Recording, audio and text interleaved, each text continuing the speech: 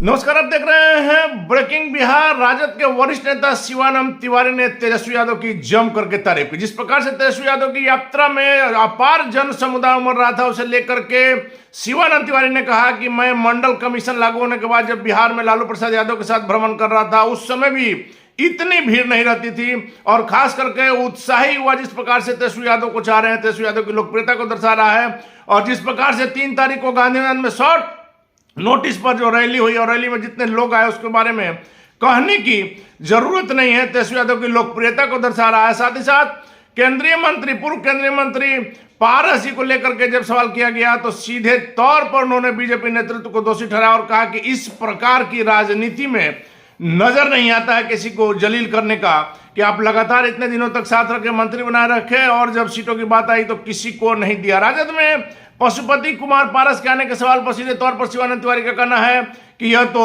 राष्ट्रीय अध्यक्ष लालू जी ही तय करेंगे। फिलहाल आप सुनिए क्या कुछ कहा राजद के वरिष्ठ नेता शिवानंद तिवारी ने। नहीं, इधर जो डेवलपमेंट हुआ, नीतीश जी यहाँ से छोड़ करके वहाँ गए और तेजस्वी का जो असेंबली में भाषण हुआ, उस भाषण से उसका ग्राफ जो है काफ़ी ऊपर गया।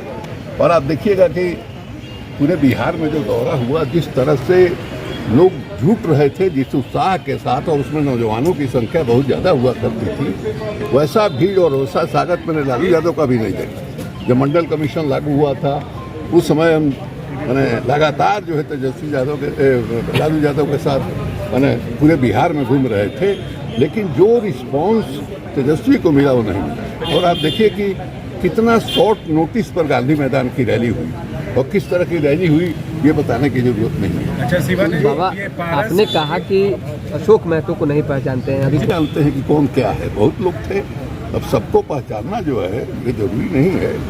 पशुपति पारस भी आएंगे क्या सर आप लोग के साथ? पारस के लिए पार्टी में लालू यादव डिसाइड करेंगे, नीतीश कुमार तेजस्वी डिसाइड करेंगे कि उनका क्या है क्या नहीं है। लेकिन अब इतना तो कहा ही जा सकता है कि जिस तरह से पारस को और उनके साथियों को बेइज्जत किया गया, भारतीय जनता पार्टी ने बेइज्जत किया, वो राजनीति में उस तरह का उदाहरण कम मिलता है। 5 को आप रखे रहे, अंत तक मंत्री बनाए रखे, और जब टिकट के बंटवारे का समय हुआ तो आपने उनका दिखा दिया।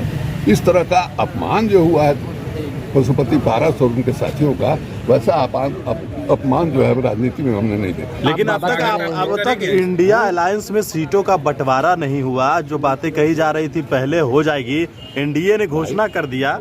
घोषणा हो गया, सीटों का घोषणा तो हो ही गया है ना। नहीं, कितने पर लड़ेंगे ये उनका घोषणा हुआ। हाँ। लेकिन उम्मीदवार का घोषणा, लेकिन इंडिया अलायंस का तो अभी वो भी नहीं। हमारा उम्मीदवार के साथी कौन कहाँ लड़ेगा इसका भी घोषणा होगा।